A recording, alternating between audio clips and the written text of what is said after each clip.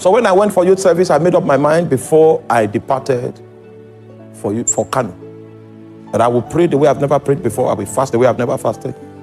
And I will give the way I've never given. That was my resolve. In order to help me keep my vow, when I got to camp, they stole my meal ticket.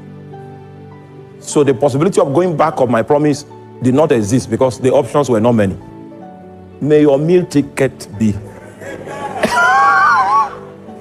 They stole my meal ticket the first night upon my arrival at the camp. So my fasting started almost immediately. Those were the days where we only had batch A and batch B. Batch A will come to camp in January and batch B will come to camp in July. So we came to camp in January. The temperature of Kano that year was 11 degrees in the night. Now, do you know what it feels like? You want to begin a prayer adventure and then the temperature now drops to 11 degrees.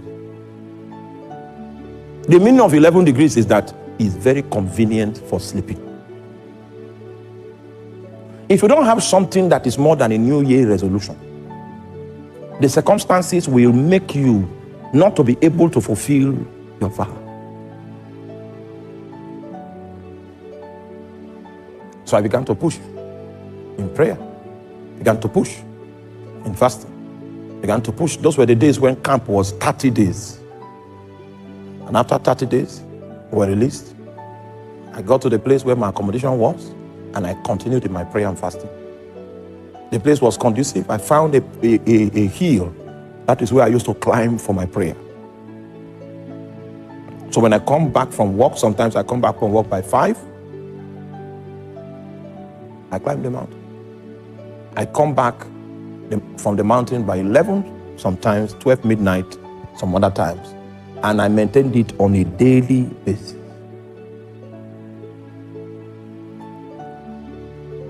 So I was praying for January, prayed February, prayed March, prayed April, prayed May, prayed June. In June, God now told me, it was very clear. He said, I can see you are praying. So I got angry. I said, I've been praying since January. What was the meaning of that thing you came to? You know why? I was not trained. The reason why God spoke to me and told me those words that we may consider not to be important is because he had already scheduled the day of the appointment. And the way I was going, Satan was beginning to weary my heart because God seemed not to be responding. So in order not to allow Satan succeed with his mind bending, God said, I see you are praying.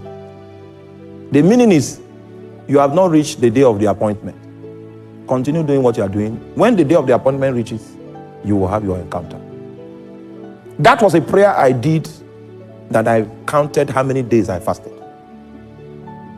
So it took 264 days before God encountered me.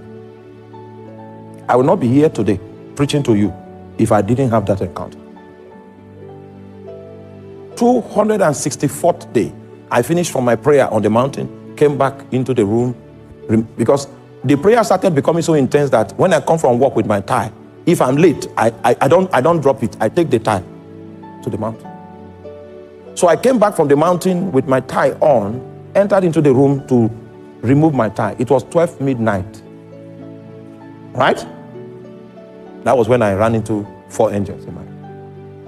The suspended time, this thing you call time, was suspended. I was going into the past and into the future. They were taking me into the past and into the future, into the past and into the future. They left me by 3 a.m. in the morning. What I'm telling you is on the 20th of October, 2001. 20th of October, 2001. 21st of October, 2001, I came again, dropped my things, began to pray in tongues in the room. This time now, To go to the mountain, I've not gone. I came to the room, changed, to go to the mountain, then they stopped me. I was in that room until 3 a.m. in the morning, from 6 p.m. in the evening. It was in that second encounter that I knew that the place of my primary assignment was the city of Makot. Are you there?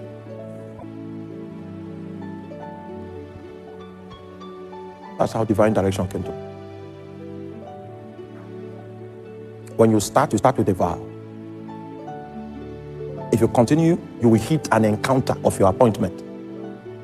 The day you hit the encounter of the appointment, the second point I want to raise starts. It is the supervising spirit of your altar that comes to visit you. It doesn't come as a friend, doesn't come as an acquaintance. It comes as a king.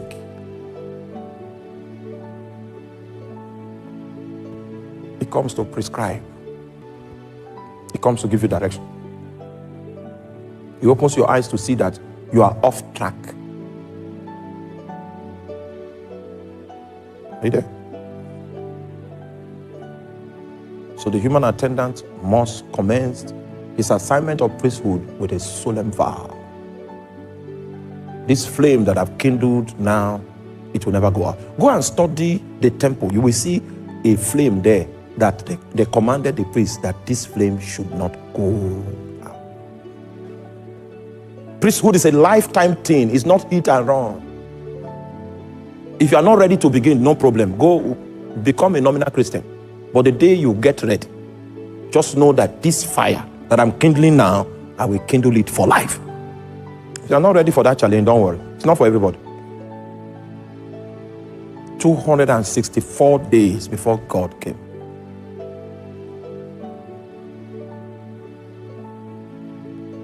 Sorry, it's not God that came, it's angels that came. When I started encountering angels, I was so happy because my power ministry now started at that point. I preached for 5 years with power before it occurred to me that it was not angels I was praying to encounter. It was Jehovah I was praying to encounter. So I repented. Are you there? And came back.